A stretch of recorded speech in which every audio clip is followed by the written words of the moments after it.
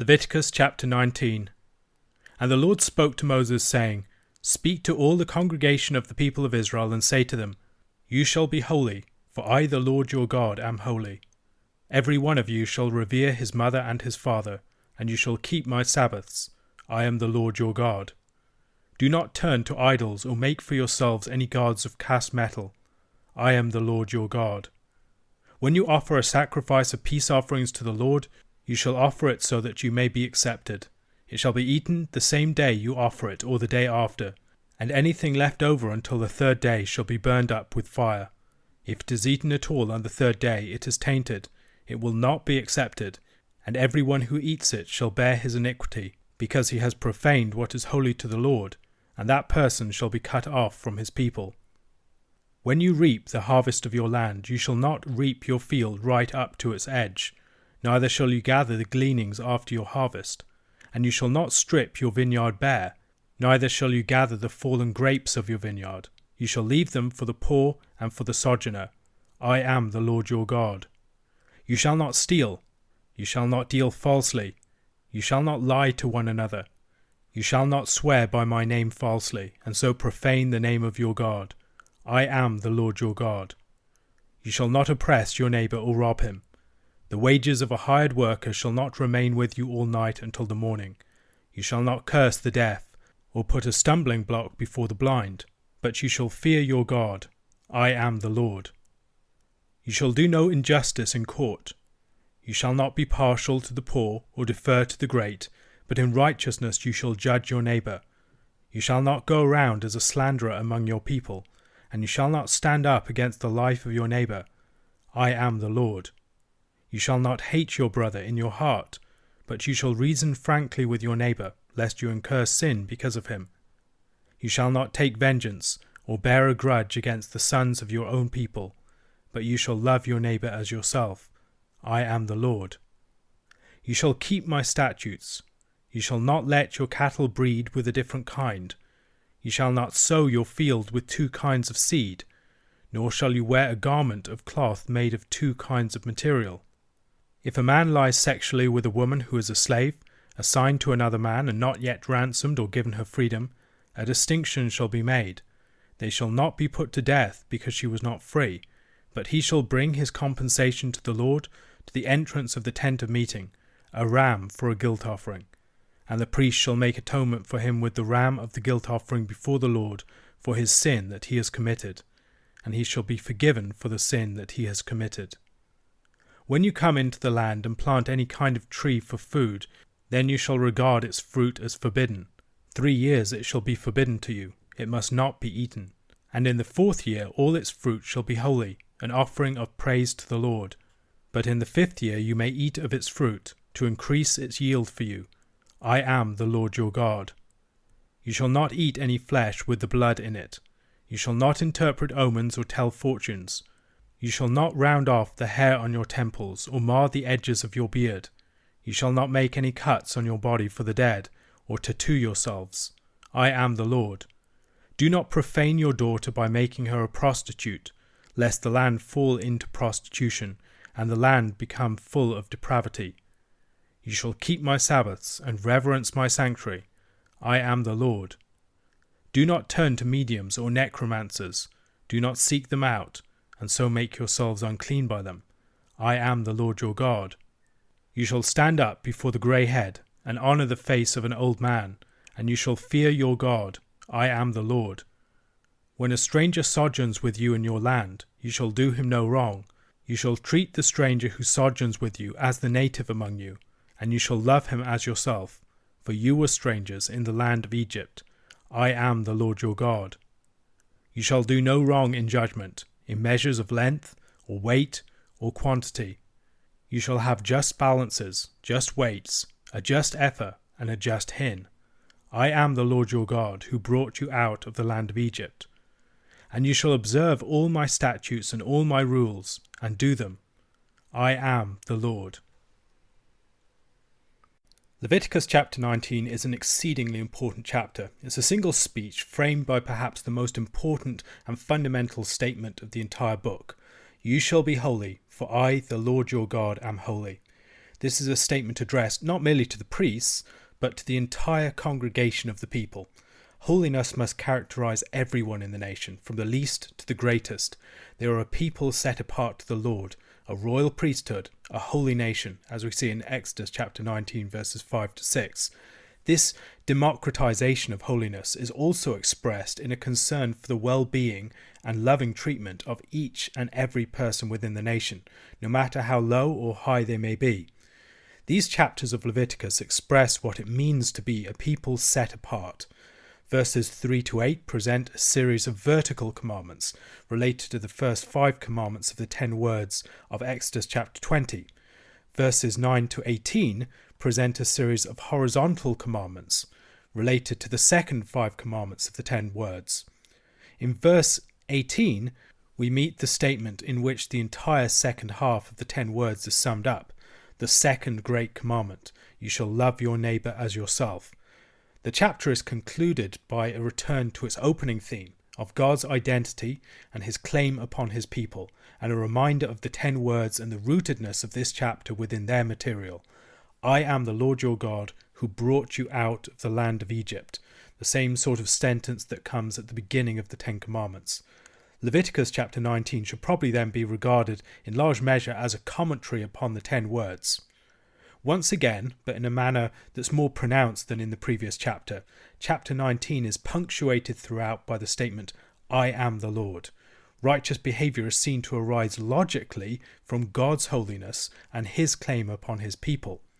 If you look through the chapter, you can see material corresponding to each one of the 10 Commandments, much as we do in Exodus chapter 21 to 23 or Deuteronomy chapter 6 to 26, which are also extended commentaries upon or expansions of the 10 words. Leviticus 19 is not as expansive as these other instances, though, but what each of these expansions of the 10 words do, however, is to explore some dimension of the inner logic of the commandments as a whole. Here perhaps the surprising feature is the fact that the list begins with the 5th commandment, followed by the 4th. Every one of you shall revere his mother and his father, and you shall keep my Sabbaths. These 2 commandments are the 2 positive commandments at the heart of the 10 words in Exodus chapter 20. In verse 30 there is a return to the opening, with the statement, you shall keep my Sabbaths and reverence my sanctuary. We return to the Sabbaths and to the theme of reverence, but with the mother and father being replaced by God's sanctuary.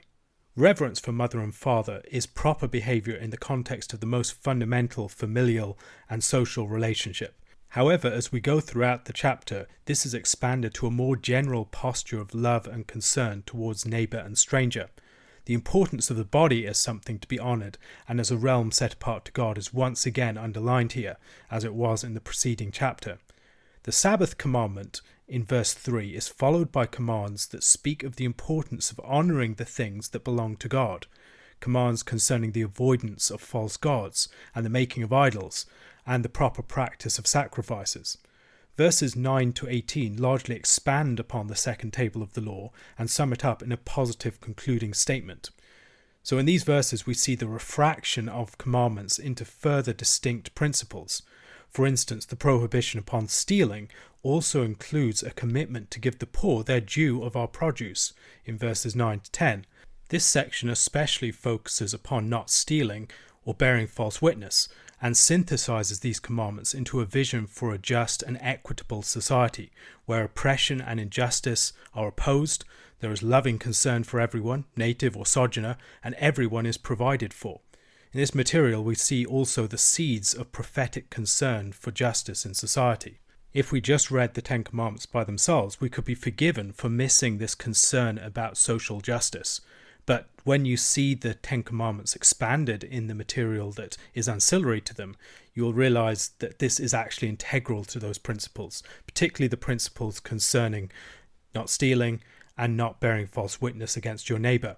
Those things concern not just not lying and not stealing, but giving people their due and being a society where there are not structures of oppression and institutions such as the law being used in a predatory way.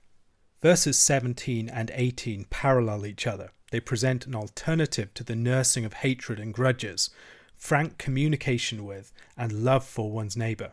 We must speak openly and honestly and address our concerns to our neighbour in words and deal with them and start to resolve our conflicts. The focus here is upon our neighbour with whom we are at odds. The second great command finds its first articulation in the context of our duty to love our enemy.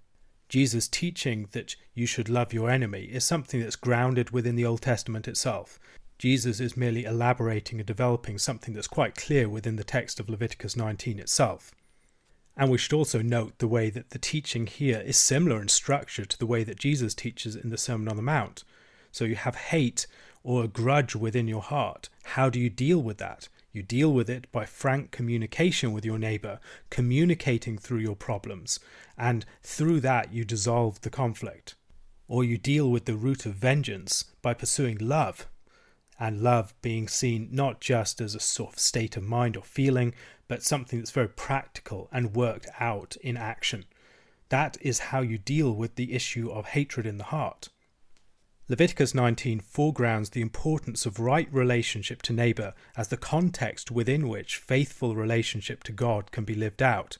While much of Leviticus is focused more directly upon appropriate ritual and relationship to God, in Leviticus 19, loving relationship to one's neighbour, to the poor, to the alien and stranger, to the blind, the deaf, the elderly, to father and mother, etc., is presented as the testing ground for the truth of our relationship with God.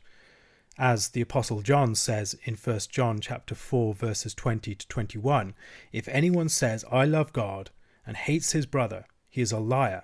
For he who does not love his brother whom he has seen cannot love God whom he has not seen. Whoever loves God must also love his brother. Verse 18 then is a version of the golden rule. It can also be regarded as a positive expression of the 10th commandment, an understanding that then can inform the entirety of what it means to keep the second table of the law. The 10th commandment, the desire in covetousness, desiring what belongs to your neighbour, that is reversed in love for your neighbour, not seeking to take from him, but to give to him what is due to him in the way of love, and also to seek his good, rather than to seek to take from him what is his. The 10th commandment also propels our attention inward to the deeper reality that underlies our keeping of the law. It's not just a matter about external conformity to certain external actions. It's about dealing with the issues of the heart itself. Love your neighbour also presents the negative prohibitions of Exodus chapter 20 verses 13 to 17 in a positive form. So the law is summed up not in a series of do-nots. It's summed up in a positive injunction to love your neighbour and to love God. The material that follows this, much of which concerns divisions, extends the sorts of concern for division and order that we see in association with the tabernacle and its service to other parts of Israelite life. And what such laws do is create a pronounced sense of order and meaning in Israel's life more generally. Israel's life is a choreographed life, a life that has structure and order to it, where there are clear divisions, there are clear categories in which Israelites would understand themselves, their day-to-day life, and the world around them. And those categories give a sense of the holiness and the order of their life more generally. The similarity between their lives, which have these categories at play, and the life of the tabernacle, where those divisions and those categories of holy and profane or clean and unclean are of central importance. By regulating the sowing of fields or the making of cloth or the way that you would cut your hair and your beard, the law presented the entire fabric of the average Israelite's life as a matter of holiness and being set apart for God. Even in the most quotidian events of their lives, they were supposed to recognize and remember that they belonged to God, that they were his people, and that they behaved differently for that reason. Verses 33 to 34 extend the principle of love for neighbour even further. The neighbour is not just the person like us, but includes the stranger and the alien. Israel must remember that they were once the stranger and must show hospitality to the strangers in their land. And perhaps we can think back here to the story of Hagar. Hagar was a stranger in the house of the Hebrews, Abram and Sarai, and she was afflicted there. And then they were told in the previous chapter that one day their descendants would be strangers in a land not their own, that they would be afflicted there, but they could not see the person in their own house who was suffering that fate. Now Israel has to have learnt its lesson. They were once the strangers, now they should be able to recognize and see the strangers, the ones who others would overlook. They need to remember that they were once that person, that God is a God who takes concern for the outcast, for the stranger, for the widow, for the orphan, for the poor, and for the oppressed of the world, and they must treat them accordingly. That is part of what it means to be a holy people set apart to the Lord. A question to consider. The ethics of Leviticus chapter 19 focus our duty upon love to our neighbour, the person who is in our path, as it were, whoever that person may be, rich or poor, alien or native, or someone of high status, someone of low status, someone who's elderly, someone who's young. It is not focused, however, as we often focus our ethics, upon a more general duty to just love everyone.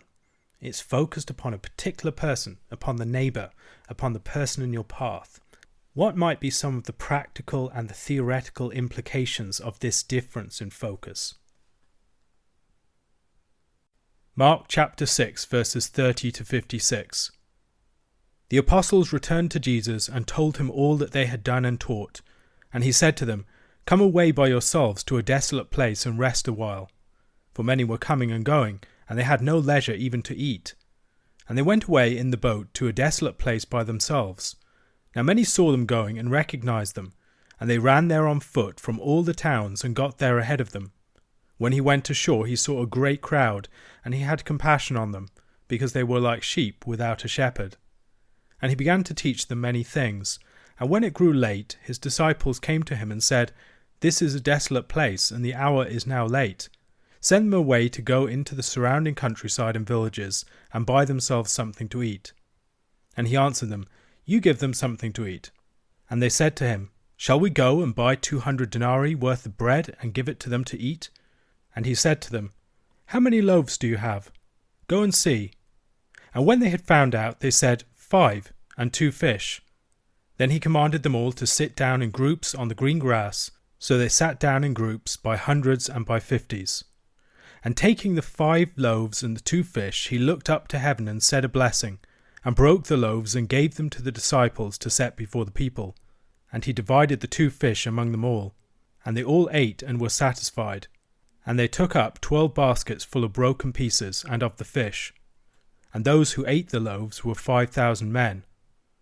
Immediately he made his disciples get into the boat and go before him to the other side, to Bethsaida, while he dismissed the crowd. And after he had taken leave of them, he went up on the mountain to pray.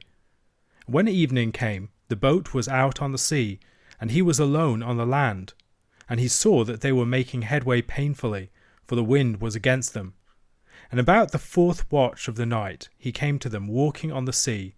He meant to pass by them, but when they saw him walking on the sea, they thought it was a ghost, and cried out, for they all saw him and were terrified. But immediately he spoke to them and said, "Take heart, it is I. Do not be afraid." And he got into the boat with them, and the wind ceased, and they were utterly astounded, for they did not understand about the loaves, but their hearts were hardened. When they had crossed over, they came to land at Gennesaret, and moored to the shore. And when they got out of the boat, the people immediately recognized him, and ran about the whole region, and began to bring the sick people on their beds to wherever they heard he was. And wherever he came, in villages, cities, or countryside, they laid the sick in the marketplaces, and implored him that they might touch even the fringe of his garment. And as many as touched it were made well. In the second half of Mark chapter 6, the apostles return from their mission with news of their success. With Jesus, they go to a deserted location to rest for a while. Like Jesus, they need time to refresh themselves and regain their strength. And once again, Jesus and his disciples are treating the wilderness as if it were a base of operations. This might be reminiscent of the story of David when pursued by King Saul, or of the story of Elijah the prophet. The wilderness is the natural place to reform Israel. It's reminiscent of God's original formation of his people in the wilderness after he led them up out of Egypt. John the Baptist was the voice of one crying in the wilderness in chapter 1, and the frequency with which Jesus spends time in the wilderness recalls his message and location. The sea crossings might also draw the mind of the hearer of this text back to Exodus and the Red Sea crossing. However, even though they tried to get away for some solitude, they are immediately recognized and the crowd follows after them. Jesus takes compassion upon the crowd, as they are like sheep without a shepherd. That expression, sheep without a shepherd, is one that is also used to describe Israel after a defeat in 1 Kings chapter 22 verse 17. It's also used to describe the state of Israel under the wicked and neglectful leaders in Ezekiel chapter 34, and to describe the appointment of Joshua in Numbers chapter 27 verses 15 to 21.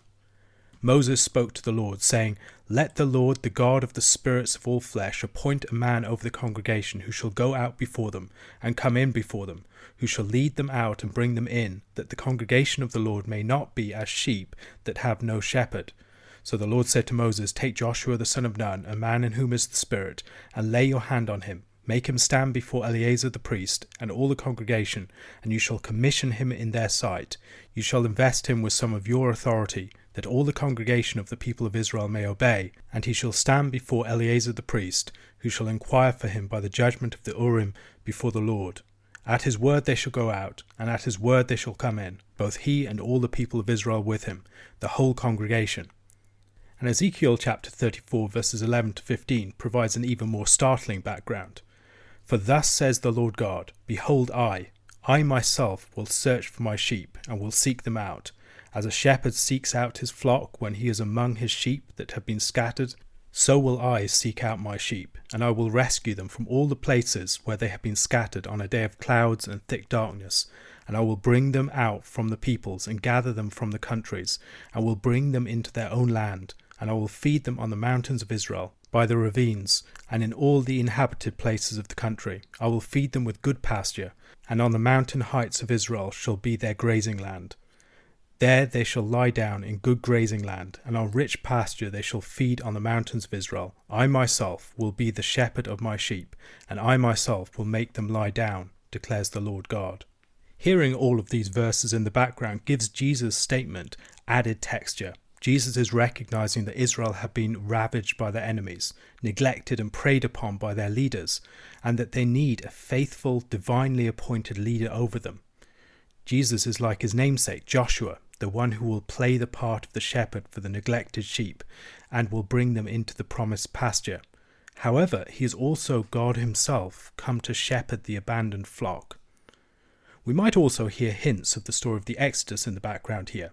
Moses was the shepherd who led the flock of Israel through the wilderness with his shepherd's rod. Jesus also crosses the sea, leads the flock, and provides them with bread in the wilderness. Jesus challenges the disciples to give the crowd something to eat. However, the scale of that task is suggested by their response. 200 denarii would be about half a year's wages. Jesus instructs them to tally up what food they do have to hand: 5 loaves and 2 fish. The 5 loaves might recall the 5 loaves of 1 Samuel chapter 21, which David received when he was fleeing from Saul, from the priests at Nob.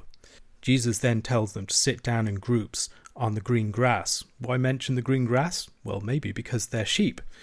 Jesus is the shepherd, and he's providing good pasture land for a formerly shepherdless flock.